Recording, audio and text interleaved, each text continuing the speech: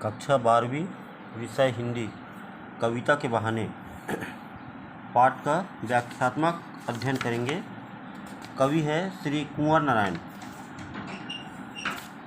कविता एक उड़ान है चिड़िया के बहाने, कविता की उड़ान भला चिड़िया क्या जाने।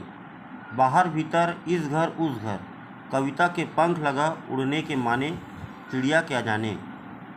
कविता एक खिलना है फूलों के बहाने, कविता का खिलना भला फूल क्या जाने। बाहर भीतर इस घर उस घर, बिना मुरझाए महकने के माने, फूल क्या जाने। प्रस्तुत अंश में कवि जो है कविता की तुलना चिड़िया से की है, साथ ही सेकंड जो दोहा है कविता की तुलना उसमें फूलों से की है। कवि कहता है कि कविता कवि की कल्पनाओं की उड़ान होती है।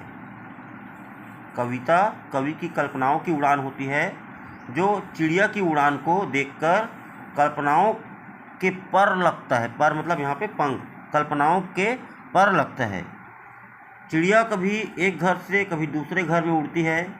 चिड़िया की उड़ान की सीमा सीमित होती है, किंतु कविता की उड़ान असीमित होती है, क्योंकि कविता में क्या होता है, कल्पना होता है।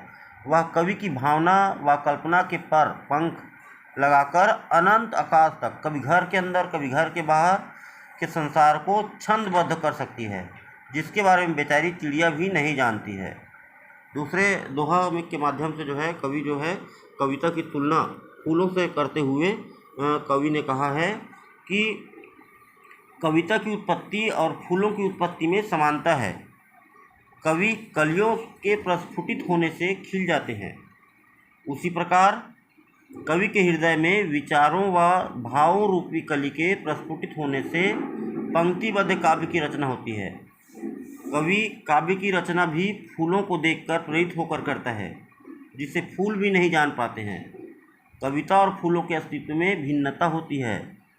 फूलों की खुशबू घर के अंदर और बाहर फैलती है, कुछ दिनों तक महकने के पश्चात एक दिन मुरझाना पड़ता है, किंतु कविता का अस्तित्व घर के अंदर बाहर होने के साथ ही अनंत काल तक लोगों के हृदय में, मन मस्तिष्क में अपनी जगह बनाए रहता है, अर्थात उसका सुगंध कह सकते हैं फैला रहता है, जिसके बारे में फूल को भी ज्ञान नहीं होता है।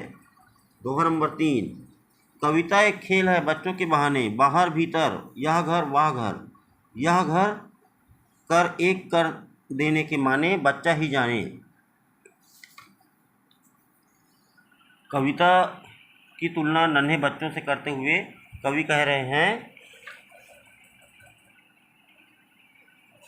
जिस प्रकार बच्चे अनेक प्रकार के खेल खेलते हैं, कभी घर के अंदर कभी घर के बाहर, कभी अपने घर कभी दूसरों के घर, अर्थात अपने पराये का भेद किए बगैर सबके साथ पूरी तन्मयता से और प्रेम से खेलते हैं, उसी प्रकार कवि अनेक शब्दों, भावों, विचारों और कल्पनाओं से खेलता हुआ एक सुंदर आत्मप्रिय आनंददायक काव्य की रचना करता है। काव्य लेखन के समय कवि हृदय भी अपने पराये के भाव से रहित सिर्फ और सिर्फ एकता, समता और समरसता का संदेश देते हुए लेखन करता है। ऐसी समरसता और अपनापन के भाव सिर्फ बच्चे ही जानते हैं। कविता का बंधन मुक्त होती है।